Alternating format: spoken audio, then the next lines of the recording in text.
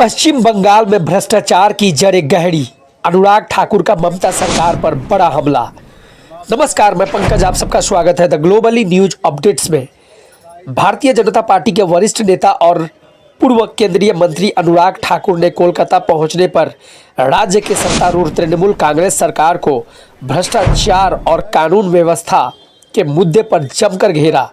नेताजी सुभाष चंद्र बोस अंतर्राष्ट्रीय हवाई अड्डे NSCB पर पत्रकारों से बात करते हुए उन्होंने कहा कि बंगाल में अब बदलाव की लहर चल रही है।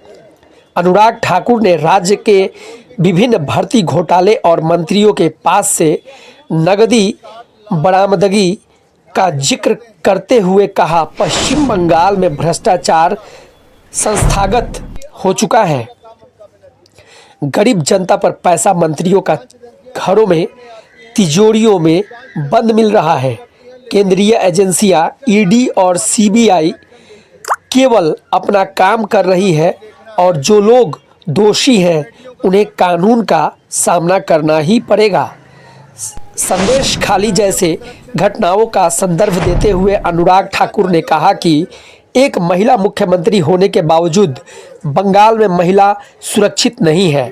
उन्होंने आरोप लगाया कि अपराधियों को राजनीतिक संरक्षण दिया जा रहा है, जिससे पुलिस प्रशासन पंगु हो चुका है।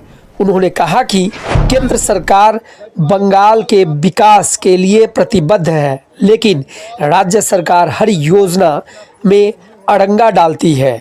उत्तर बंगाल के राष्ट्रपति के दौरे के समय हुए प्रोटोकॉल विवाद पर भी उन्होंने प्रतिक्रिया दी।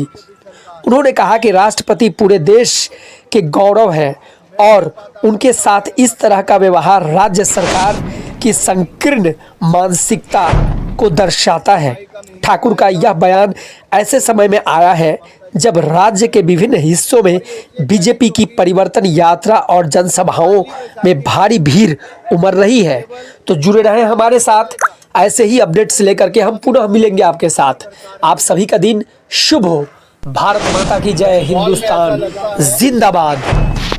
कि मुख्यमंत्री नहीं, माफिया, जिहादियों और घुसपैठियों की कायदे आदम ममता जो देश की राष्ट्रपति का तो विरोध करती, अपमान करती, बहिष्कार करती, लेकिन वहीं पर घुसपैठियों का स्वागत भी करती, संरक्षण भी देती। और यहाँ पर जब SIR का चलता है, काम रिविजन होती है, तो उस समय उसका विरोध भी करती है, सुप्रीम कोर्ट भी जाती है। लेकिन 60 लाख ऐसे नाम जब कटते हैं जिसमें बहुत बड़ा वर्ग एक घुसपैठियों का है, तो उनकी आवाज बनने का काम ममता बनर्जी करती है। अगर जांच एजेंसियां जांच करने आती हैं तो जांच एजेंसियों का विरोध करती हैं, लेकिन भ्रष्टाचार करने वालों को संरक्षण देती है। बंगाल की जनता को ये देखना है कि घुसपैठियों का संरक्षण, अपराधियों का संरक्षण, भ्रष्टाचारियों का संरक्षण ये कौन कर रहा है? ममता जी और उनकी सरकार कर रही है। और विरोध किसका करते हैं? देश के राष्ट्रपति का, देश की जांच एजेंसियों का, देश के इलेक्शन कमीशन का। तो बंगाल के कोने कोने से एक ही आवाज आती है कि गजवाए बंगाल का मंसूबा पालने वालों को बंगाल की जनता ये सपना पूरा नहीं होने देगी। और एक आवाज बंगाल के कोने कोने से आती है, पलटानो दरकार, चाहे बीजेपी सरकार। और मैं एक बात आप सबसे और कहना चाहता हूं, मई आएगी, ममता जाएगी। मई का महीना आएगा, TMC ममता जी की सरकार जाएगी।